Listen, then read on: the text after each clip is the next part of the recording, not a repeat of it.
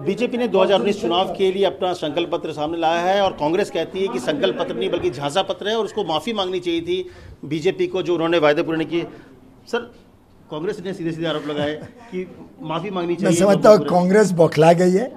कांग्रेस समझ गई है कि देश की जनता उनके परिवारवाद और भ्रष्टाचार से अब मुक्ति चाहती है। कांग्रेस की जनता ने मोदी जी के 5 साल अच्छे कामों को महसूस किया है, उसका अनुभव किया है। एक भ्रष्टाचार मुक्त सरकार पहली बार 5 वर्ष तक अटल बिहारी वाजपेयी जी के बाद आज इस देश ने देखी है। पहली बार एक ऐसी सरकार जो इसने अर्थव्यवस्था को इतना मजबूत बनाया।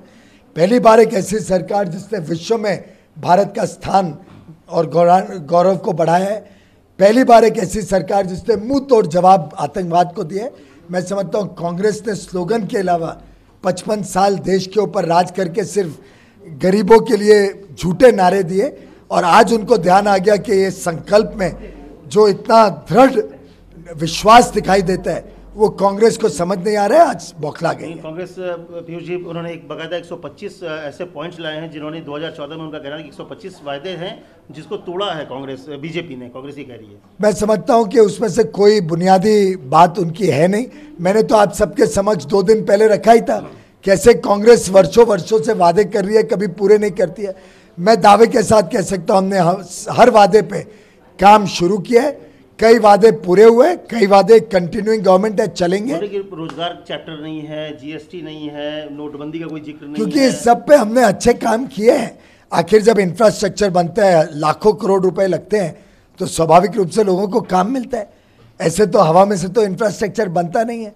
100 लाख करोड़ का इंफ्रास्ट्रक्चर बनेगा, 25 लाख करोड़ किसानों के लिए ग्रामीण क्षेत्र में जब लगेंगे तो इससे काम नहीं उत्पादन होता है। लेकिन कांग्रेस को तो शायद ये बातें समझ नहीं आती है क्योंकि उसमें तो वो लोग हर चीज में भ्रष्टाचार ढूंढते हैं। नेशनलिज्म और विकास का मुद्दा कहीं ना कहीं संकल्प पत्र में साफ तौर पे दिखा, लेकिन उस बीच में कहीं राम मंदिर का जो मुद्दा था वो गायब दिखा है। जैसे 2 लाइन में आपने निपटा दिया है राम मंदिर को। लग रहा है कि अब बहुत ज्यादा जिताऊ मुद्दा नहीं है। राम मंदिर हमारा संकल्प है। उसी स्थान पे जहाँ भगवान राम का जन्म हुआ था वहीं पे हम राम मंदिर बनाएंगे। प्रधानमंत्री मोदी जी, भारतीय जनता पार्टी और मेरा हम सबका संकल्प है कि मंदिर वहीं बनेगा। हमने 2014 में भी स्पष्ट लिखा था कि संवैधानिक तरीके से इसका समाधान होगा। समाधान हो रहा था, कांग्रेस के वकीलों ने जाके उसमें अड़चने डाली। कांग्रेस स्पष्ट करे वो चाहती है कि नहीं राम मंदिर वहां। कांग्रेस बताए कि उनके नेता क्यों हिचकते हैं राम मंदिर में दर्शन करने के लिए। कांग्रेस पहले स्पष्टीकरण करे कि उनका राम के प्रति क्या रुख रहेगा। पहले उन्होंने राम सेतु पे भी ऑब्जेक्ट किया था, राम मंदिर में बनाने में अड़चने डाल रहे हैं। मैं समझता हूं कांग्रेस की रिलीजियस टूरिज्म के बदले सच्ची निष्ठा दिखाने की पहले कांग्रेस स्पष्टीकरण। आखिरी सवाल है कि जिस तरह से 35A और 370 आर्टिकल की बात हुई है संकल्प पत्र में, पीडीपी और नेशनल कॉन्फ्रेंस करी कि कहीं ना कहीं बीजेपी तोड़ने की राजनीति करी जम्मू कश्मीर। मेरे ख्याल से कश्मीर के लोगों को देश के साथ जोड़ने के लिए बहुत आवश्यक है कि इस विषय का समाधान किया जाए। कश्मीर के लोगों को अलग थलग नहीं रखा जा सकता है।